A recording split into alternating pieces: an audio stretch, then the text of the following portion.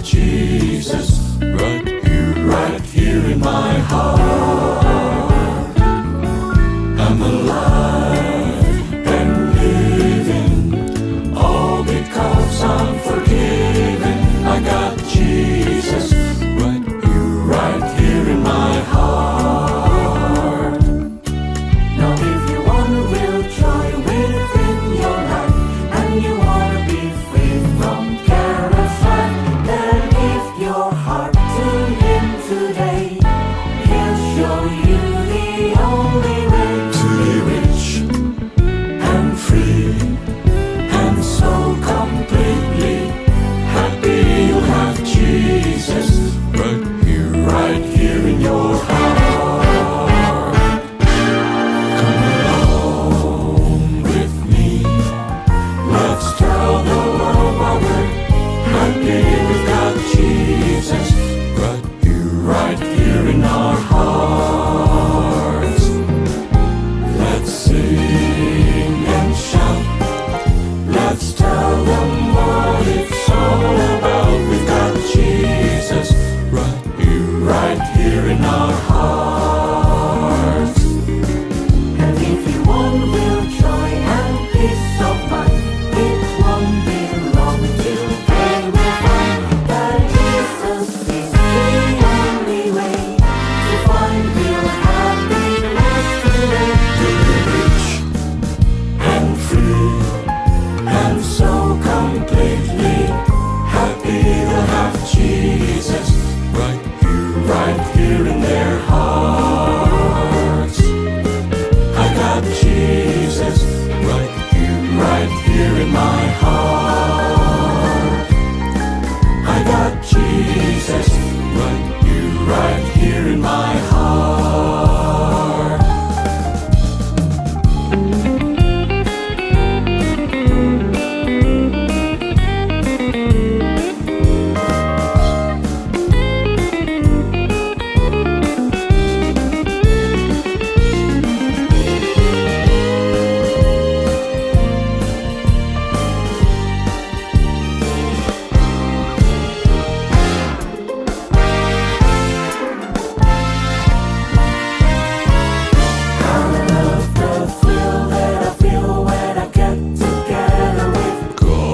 Wonderful people, love the thrill that I feel when I get together with God's wonderful people. What a sight just to see all the happy faces, praising God in heavenly places. What a thrill that I feel when I get together with God's wonderful people. Now we can be just anywhere,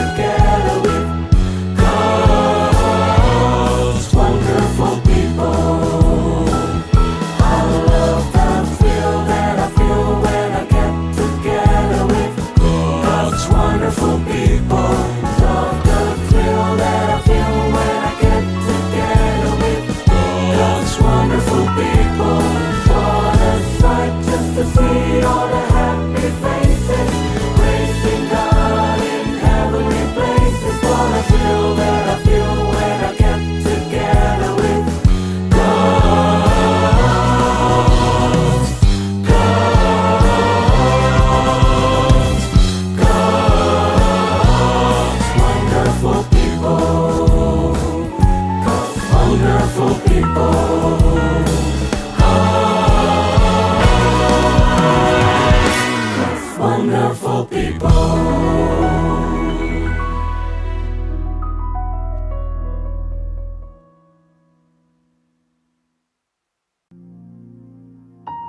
Kami mau menyembah-Mu Tuhan saat ini. Hati kami rindu kepadamu.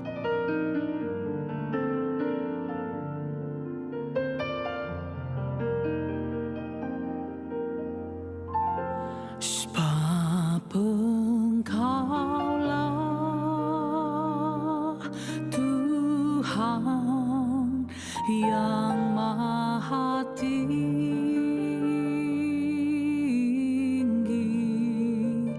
Kau dimuliakan atas segala hala.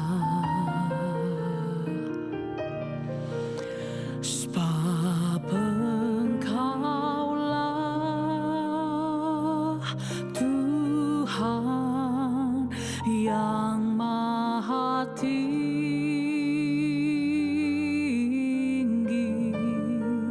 Kau dimuliakan atas segala hala. Oh, Kau ku sembah,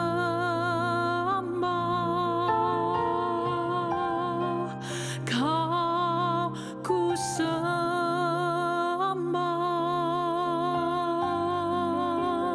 Kau ku sembah.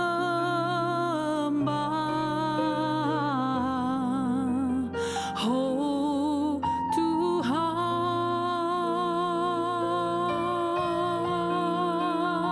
Kau ku sembah,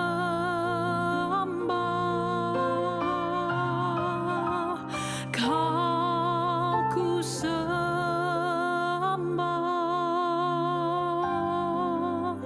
Kau ku sembah.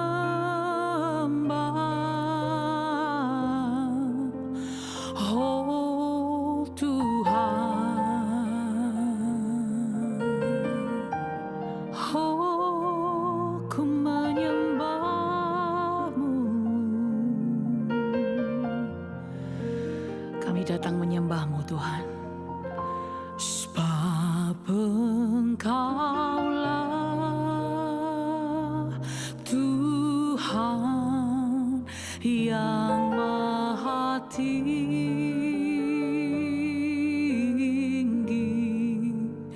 Kau dimuliakan atas segala hala. Sebab Engkaulah Tuhan yang Maha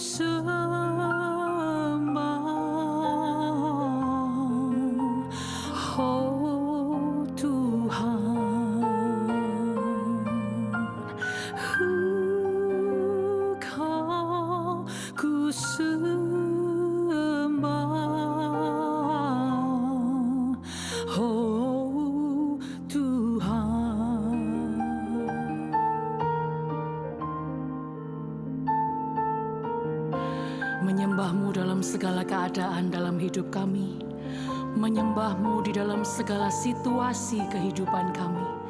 Itu yang ingin kami kerjakan dalam hidup kami Tuhan, yaitu selalu menyembah dan selalu bersyukur dan mengakui kedaulatan-Mu di dalam kehidupan kami. Kami menyembah, kami menyembah, kami menyembah. Oh, kami menyembah. Kau tetap Allah, Kau berkuasa atasku.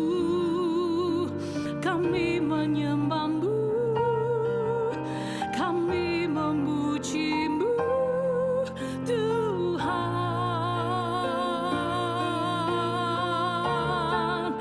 Tak ada yang lain yang ku sembah.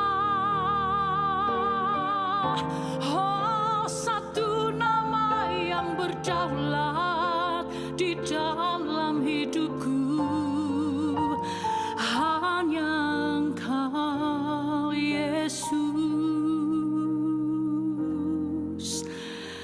Sungguh hanya Engkau berdaulat penuh dalam hidup kami. Tak ada lain yang ku sembah. Oh, selain Kau, hanya Kau Yesus.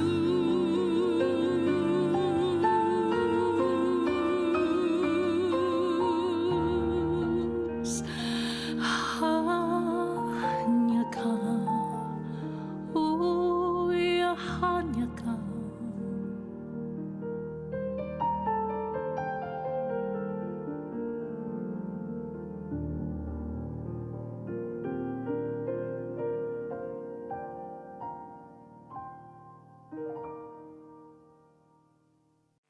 Selamat pagi Bapak Ibu yang dikasihi Tuhan. Senang berjumpa kembali dengan Anda di dalam ibadah pada hari ini.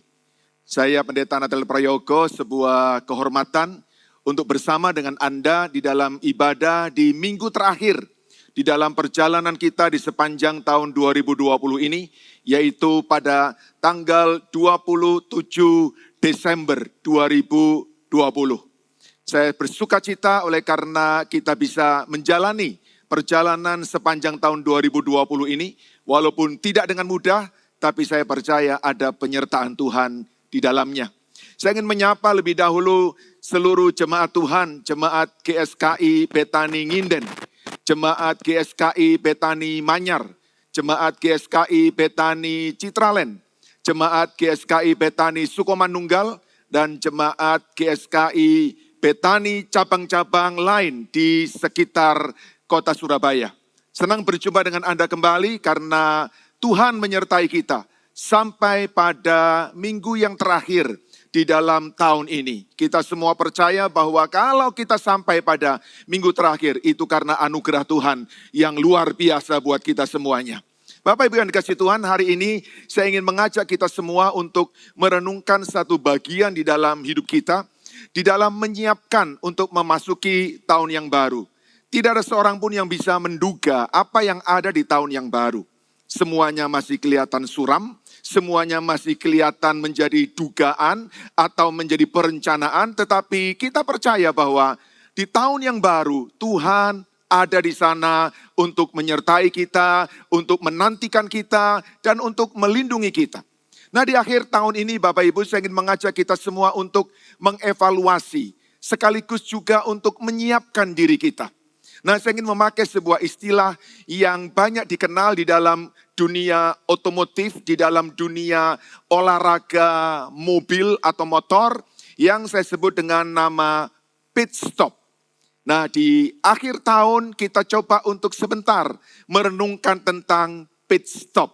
Karena akhir tahun biasanya baik buat kita untuk mengevaluasi, untuk memperbaiki, dan untuk mempersiapkan diri kita di dalam menempuh perjalanan di tahun 2021, perjalanan yang panjang, tetapi perjalanan yang kita tahu pasti disertai oleh Tuhan. Nah Bapak Ibu, apa itu pit stop?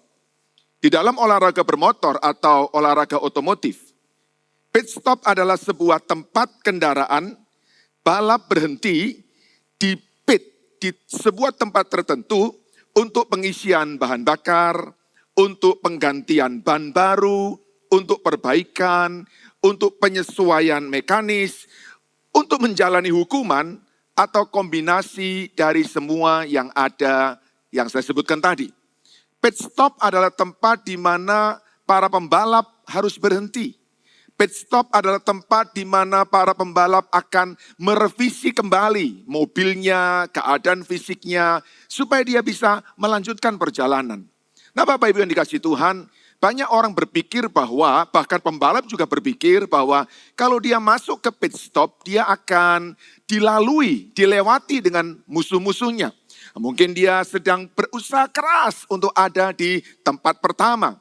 Dan dia harus masuk ke pit stop. Dan pada waktu itu konsekuensinya adalah dia akan didahului oleh lawan-lawannya sehingga urutannya menjadi berubah. Dia bisa pada urutan yang ke-9, ke-10 dan seterusnya.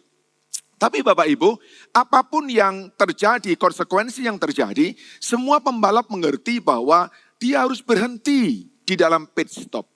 Karena pit stop adalah saat ketika seorang pembalap bersama dengan timnya mengevaluasi mobil yang sudah selama ini dipakai untuk mengitari lomba itu atau area sirkuit itu sekian puluh kali. Dan disitulah ada perbaikan dan disitulah ada revisi. Nah, bagaimana dengan hidup kita sehari-hari? Di dalam hidup kita sehari-hari ada juga pit stop. Kita juga sering menemukan, terutama di dalam ketika kita sedang berkendaraan, kendaraan umum. Dan di dalam kendaraan umum kita seringkali akan berhenti di sebuah area tertentu. Kalau di dalam jalan tol itu disebut sebagai rest area. Dan disitulah orang suka berhenti untuk mengisi bahan bakar, untuk kebutuhan ke kamar mandi, untuk makan dan minum, untuk belanja sedikit, atau untuk menikmati pemandangan yang indah di tempat itu. Pit stop adalah tempat yang menyenangkan. Pit stop adalah tempat yang penting di dalam hidup kita. Nah, Bapak Ibu, dalam hidup kita juga perlu pit stop. Supaya di dalam pertandingan hidup yang melelahkan, yang berat, yang penuh dengan tantangan, kita bisa di-recharge kembali, disegarkan kembali. Nah, karena pit stop adalah sesuatu yang penting, maka dalam hidup pertanyaannya adalah seperti ini.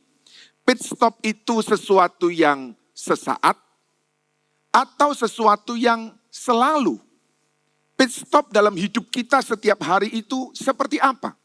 Apakah sesuatu yang hanya terjadi sesaat? Atau memang Tuhan sebetulnya menyediakan untuk kita sebuah pit stop yang kita bisa alami setiap hari? Bapak Ibu, di menjelang akhir tahun biasanya orang merencanakan liburan. Dan liburan menjadi salah satu cara untuk orang pit stop. Tetapi liburan itu sesaat. Sebentar setelah liburan selesai, orang harus kembali lagi bekerja. Setelah liburan selesai, maka segala tantangan akan kembali menghadang. Dan orang tidak bisa liburan sepanjang waktunya. Nah, pertanyaannya adalah, kalau kemudian dia mengalami kelelahan, kalau dia harus mengalami evaluasi dan revisi, bagaimana dia melakukannya ketika dia baru saja mengambil pit stop dalam hidupnya? Apakah dia harus kembali liburan? Apakah dia harus kembali mengeluarkan uang untuk ikut tur ke luar negeri? Bapak Ibu yang dikasihi Tuhan, ternyata di dalam Alkitab, Allah juga mengerti bahwa kita perlu pit stop. Dan yang dahsyat adalah bahwa di dalam Alkitab, pit stop itu diberikan bukan sesaat. Tetapi pit stop itu diberikan di sepanjang hidup kita. Asal saja kita mengerti bagaimana kita bisa mengalaminya dan bagaimana kita bisa menikmatinya. Mari kita membuka Alkitab kita di dalam Filipi pasal yang keempat, ayat yang ke-6 dan ayat yang ke-7.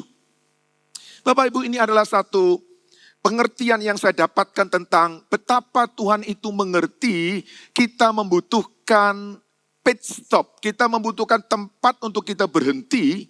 Dan kemudian Tuhan mengisi kita dengan sesuatu yang sangat penting dalam hidup. Filipi pasal yang keempat, ayat yang ke-6 dan ayat yang ke-7. Alkitab berkata seperti ini. Janganlah hendaknya kamu khawatir tentang apapun juga. Tetapi nyatakanlah dalam segala hal keinginanmu kepada Allah, dalam doa dan permohonan dengan ucapan syukur. sebuah nasihat yang indah sekali Bapak Ibu. Kalau kita khawatir, kalau kita cemas, kalau kita takut menghadapi apa yang ada di tahun yang akan datang, Tuhan berkata, nyatakan itu. Nyatakan itu, jangan simpan, jangan pendam, jangan pikul sendiri. Nyatakan kepada Tuhan, Tuhan mau bersedia untuk mendengar. Apa jaminannya? Firman-Nya adalah jaminannya. Tuhan berkata, nyatakan, jangan kamu khawatir. Ketika engkau cemas, nyatakan. Dan setelah itu, tinggalkan kekhawatiranmu. Nah, apa yang kemudian Paulus katakan ketika seseorang sudah berdoa kepada Tuhan, menyatakan kekhawatirannya, kecemasannya, kebingungannya di tahun yang akan datang. Dengar baik-baik Bapak Ibu, sebuah janji yang luar biasa. Maka, damai sejahtera Allah, peace of God, yang melampaui segala akal akan memenuhi hati dan pikiranmu di dalam Kristus Yesus. Di dalam terjemahan New Living Translation Bapak Ibu, disebutkan bahwa jika Anda melakukan ini, maka Anda akan mengalami kedamaian Tuhan yang jauh lebih indah daripada yang dapat dipahami oleh pikiran manusia. Damainya akan menjaga hati dan pikiran Anda saat Anda hidup di dalam Kristus Yesus. Terjemahan yang lain dikatakan bahwa dan damai sejahtera Allah yang melampaui semua daya pemahaman akan menjaga hati dan pikiran Anda di dalam Kristus Yesus. Bapak Ibu, ada satu kata yang hilang dalam bahasa Indonesia, tetapi kata itu penting. Kata sambung dan. Jadi artinya ketika Paulus mengatakan bahwa ketika engkau cemas, khawatir, takut, nyatakan permohonanmu kepada Tuhan dan Tuhan akan mendengar setiap permohonanmu, maka dan akibatnya adalah damai sejahtera Allah, the peace of God akan memenuhi. Damai yang melampaui akal, damai yang tidak dapat dimengerti dengan rasio, damai yang melampaui pengertian kita, akan diberikan Tuhan kepada kita. Artinya Bapak Ibu, setelah kita memohon kepada Tuhan, menyerahkan hidup kita kepada Tuhan, maka Tuhan akan memberi damai di dalam pikiran kita yang akan menjaga hati dan pikiran kita. Yang akan menjaga hati dan hidup kita. Ini yang saya sebut sebagai pit stop. Kita bisa melewati hari-hari kita dengan segala macam tantangan, dengan segala macam perlombaan dan perjuangan. Tapi dalam hati kita tetap ada namanya peace, damai. Dan itulah pit stop yang sejati. Bapak Ibu, tahun depan tidak akan lebih mudah dari tahun ini. Kita berdoa supaya pandemi selesai. Tetapi masalah manusia bukan cuma pandemi. Ada begitu banyak masalah lainnya yang sangat kompleks. Dan saya percaya bahwa kalau damai itu menjaga hati dan pikiran kita, itulah pit stop yang sejati. Dan Tuhan mau memberikan kepada kita. Bukankah itu adalah kebaikan Tuhan yang luar biasa? Bapak Ibu, apa arti kata damai?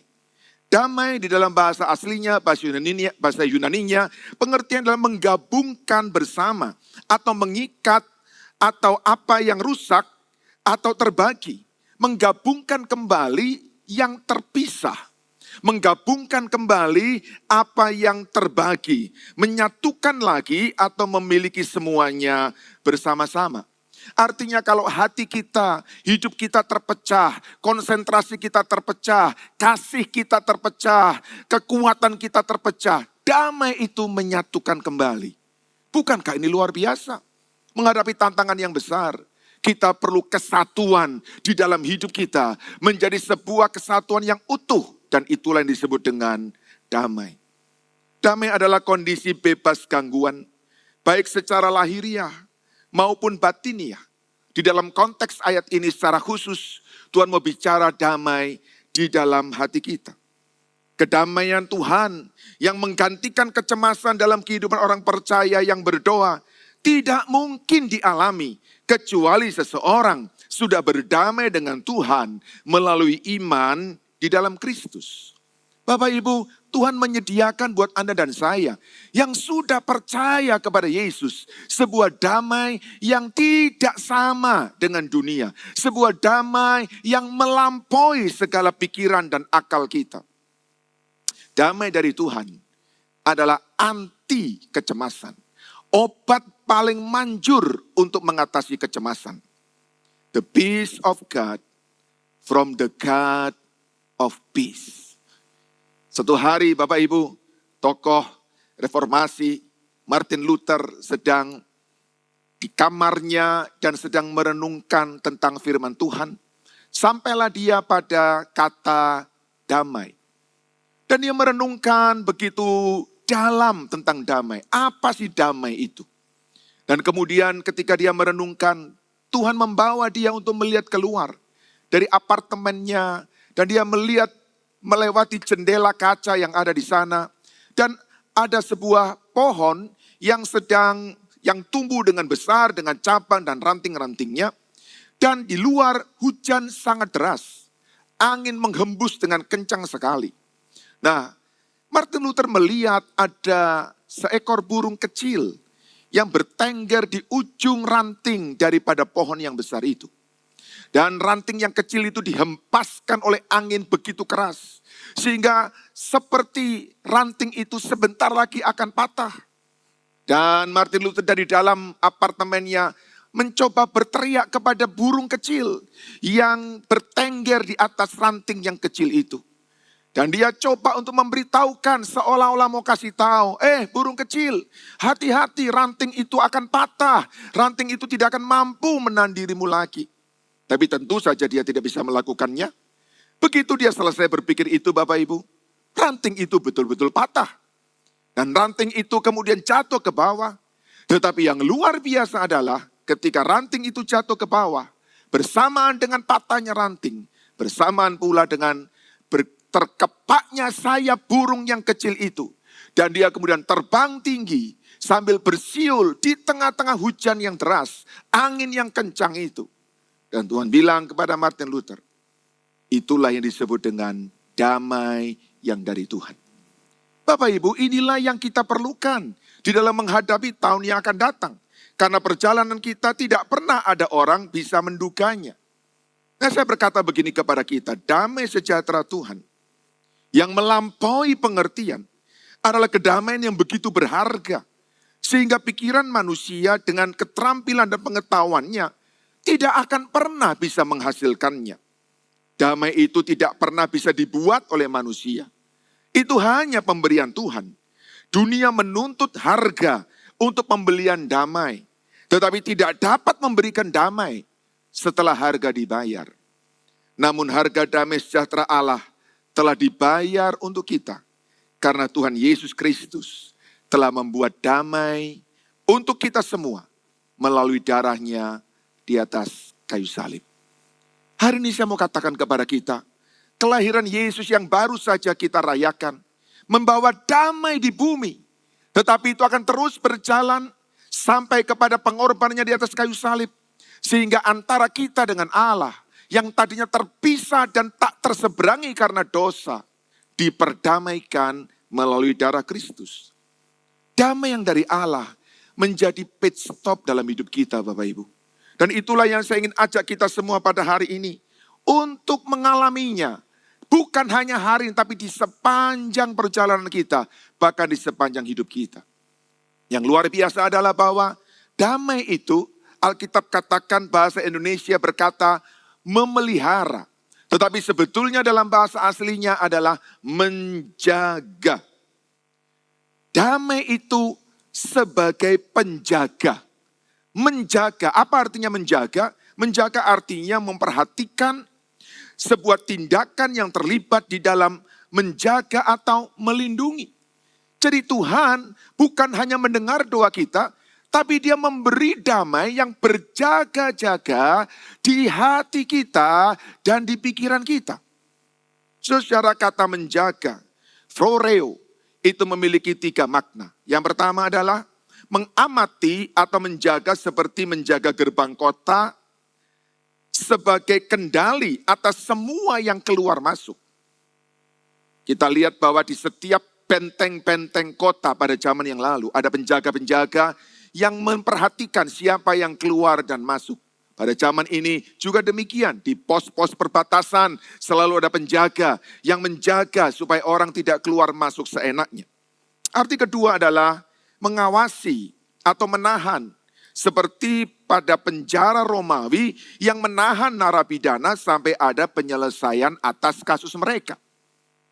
Tetapi yang dimaksud dengan menjaga, phoreo ini adalah yang ketiga, yaitu memberikan keamanan dan melindungi. Bapak Ibu, hari-hari ini saya percaya di atas semua berkat apapun yang kita perlukan, saya percaya kita membutuhkan keamanan dan perlindungan Tuhan. Dan Tuhan berkata, damai itu akan melindungi engkau.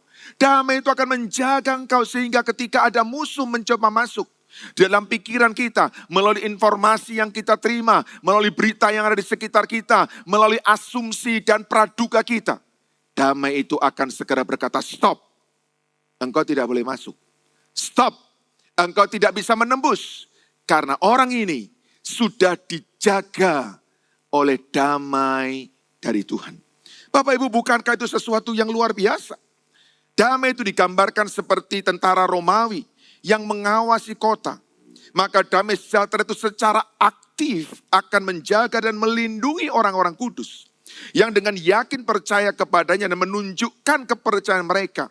Dengan menaati nasihat di dalam ayat yang sebelumnya, yaitu berdoa dan berseru kepada Tuhan. Kedamaian Tuhan berjaga di depan pintu hati dan pikiran seseorang. Untuk mencegah masuknya kecemasan. Ia tidak akan membiarkan kekhawatiran dalam bentuk apapun mengancam dan masuk di dalam hidup orang itu. Bukankah ini luar biasa? Bapak Ibu, ketika saya temukan kebenaran, saya berkata, ya Tuhan, ini kami perlukan. Di hari-hari yang penuh dengan perubahan, di hari-hari yang penuh dengan gejolak ini, betapa pentingnya kita memiliki damai dalam hati. Dan itu berarti sama dengan kita masuk di dalam pit stopnya Tuhan. Bagaimana sekarang kita memiliki damai yang dari Tuhan? Jemaat GSKI Betani Nginden, Manyar, Citraland, Sukomanunggal, dan cabang-cabang lain. Mari kita belajar bagaimana kita bisa mendapatkan peace of God. Damai yang dari Tuhan. Yang pertama, kalau kita mau mendapatkan damai dari Tuhan, maka berdamailah dengan Tuhan. Roma pasal 5 yang pertama berkata, sebab itu kita yang dibenarkan karena iman, kita hidup dalam damai sejahtera dengan Allah oleh karena Tuhan kita Yesus Kristus. Bapak Ibu, secara fakta rohani, Tuhan sudah memperdamaikan kita. Itu fakta. Itu adalah sesuatu yang sudah terjadi. Itu menjadi fakta spiritual. Itu bukan harapan. Karena itu Bapak Ibu, ketika kita sadar hidup kita sudah diperdamaikan oleh Tuhan, hiduplah dalam perdamaian dengan Tuhan. Artinya, bawalah hidup Anda selalu mendekat kepada Tuhan. Bawalah hidup Anda untuk selalu bersekutu, akrab, intim, erat dengan Tuhan. Karena kita diperdamaikan. Kita bukan lagi musuhnya Tuhan. Tuhan tidak lagi menghukum kita. Tuhan tidak lagi mendatangkan bencana kepada kita. Pandemi buat anak-anak Tuhan bukan hukuman Tuhan. Tetapi pandemi buat anak-anak Tuhan adalah pemurnian, pendewasaan yang Tuhan mau untuk kita alami. Berdamai dengan Allah ditunjukkan dengan kerinduan kita untuk selalu mau dekat dengan Tuhan, untuk selalu mau bersekutu dengan Tuhan. Kalau kita mau mendapatkan peace of God, maka yang pertama adalah berdamailah dengan Allah. Yang kedua, kalau kita mau mendapatkan peace of God, biarkan damai yang dari Allah itu memerintah, menguasai, memimpin kita, memenuhi hati kita. Jadi setelah kita datang kepada Tuhan, kita bersekutu, kita menyembah Dia. Biarkan hadirat Tuhan memenuhi hati kita. Biarkan hadirat Tuhan melengkapi segala bagian-bagian yang sedang berkurang atau yang sedang habis dalam hidup kita. Bapak Ibu, saya selalu mengatakan kepada jemaat Tuhan, tujuan sebuah ibadah bukan ritual. Tapi tujuan sebuah ibadah adalah relasi, sebuah hubungan. Dan biarkan dalam setiap ibadah, bahkan hari ini pun Bapak Ibu, damai yang dari Tuhan itu memenuhi hati kita. Sehingga ibadah kita bukannya sekedar sebuah tontonan yang lain. Sebuah tontonan spiritual. Bukan hanya sekedar sebuah kegiatan sebagaimana kita orang beragama. Tetapi biarlah ibadah kita benar-benar membawa damai, peace of God. Memerintah di dalam hati kita. Dan waktu damai itu memerintah dalam hati kita, kita sampai pada poin yang ketiga. Peace of God akan membuat kita berdamai dengan sesama. Roma 12 ayat 18 berkata, sedapat-dapatnya kalau hal itu bergantung padamu, hiduplah dalam perdamaian dengan semua orang. Bapak Ibu, masalah kita menjadi bertambah rumit oleh karena hubungan kita dengan sesama tidak berjalan dengan baik. Hidup kita menjadi lebih berat karena hubungan kita di dalam keluarga tidak berjalan dengan harmonis. Bapak Ibu, kita harus mengerti bahwa hubungan antar sesama yang tidak berjalan dengan baik itu menjadi tambahan di dalam masalah hidup kita. Dan Alkitab berkata, kalau itu bergantung kepadamu, kalau engkau bisa mengusahakannya, kalau engkau bisa menginisiasinya, hiduplah dalam perdamaian dengan semua orang. Ada seseorang berkata seperti ini Bapak Ibu. We are not at peace with others. Kita tidak bisa berdamai dengan orang lain.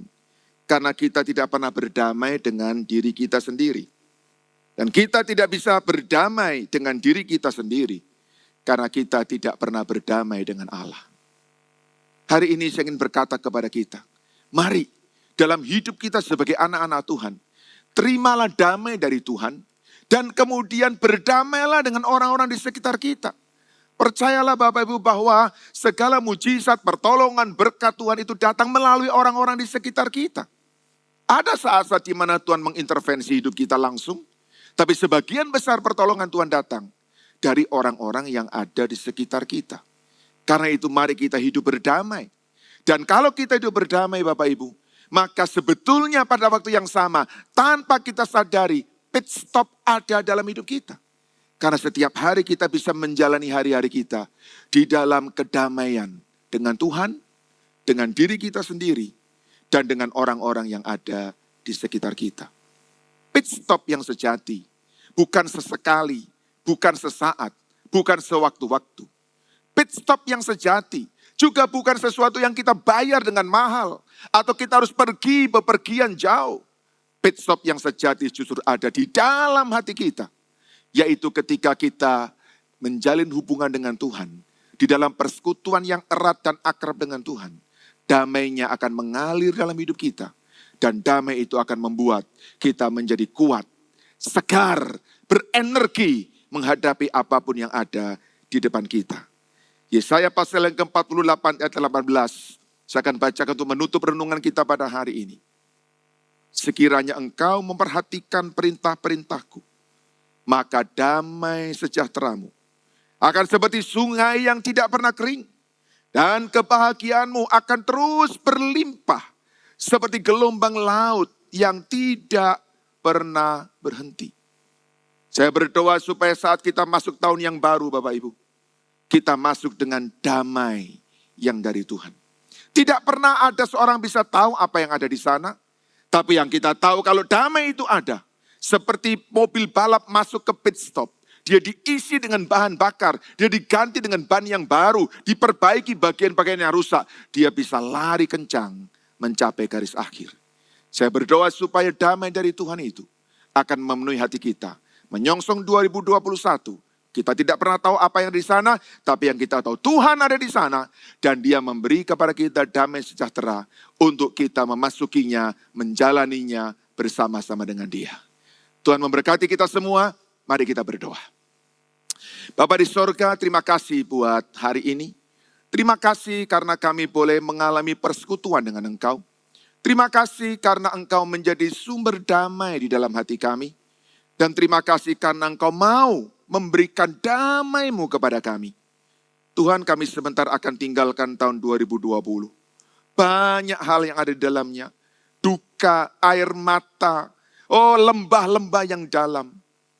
Tapi kami percaya kalau Engkau menyertai kami dengan damai-Mu, maka perjalanan kami akan dikuatkan oleh damai-Mu juga.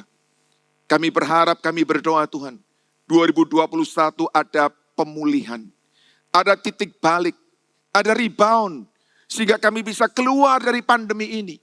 Tetapi apapun yang terjadi, fokus kami hanya satu, kami mau damai Tuhan memenuhi hati kami. Karena olehnya, maka kami bisa melewati apapun dengan kuat, dengan tegar, dengan kokoh, dengan teguh. Bukan karena kami kuat, tapi karena damai-Mu yang ada dalam hati kami. Terima kasih Bapa di sorga, terpuji buat nama-Mu. Di dalam nama Tuhan Yesus kami berdoa, kami bersyukur. Haleluya. Amin. Tuhan memberkati kita semua.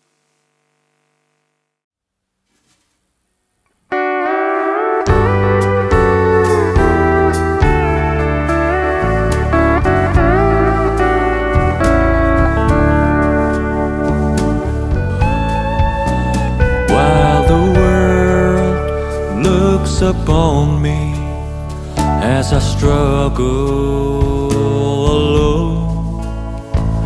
They say I have nothing, but they are so wrong. In my heart I'm rejoicing, how I wish they could see. Thank you, Lord, for your blessings on me. There's a roof up above me, I've a good place to sleep. There's food on my table and shoes on my feet. You gave me your love, Lord, and a fine family. Thank you, Lord, for your blessings on me.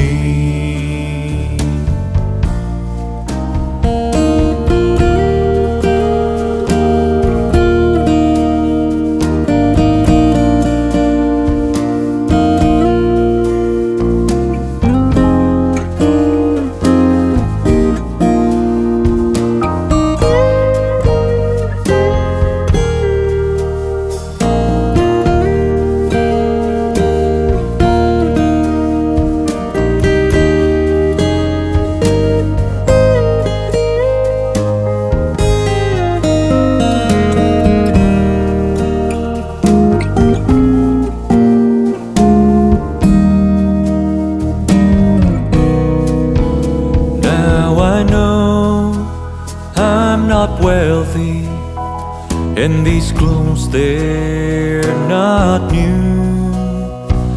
I don't have much money, but Lord, I have you, and that's all that matters, though the world may not see. Thank you, Lord, for your blessings on me. There's a roof up above me, I've a good place to sleep. There's food on my table and shoes on my feet. You gave me your love, Lord, and a fine family. Thank you, Lord, for your blessings on me. Thank you, Lord, for your blessings on me. Thank you, Lord, for your blessings on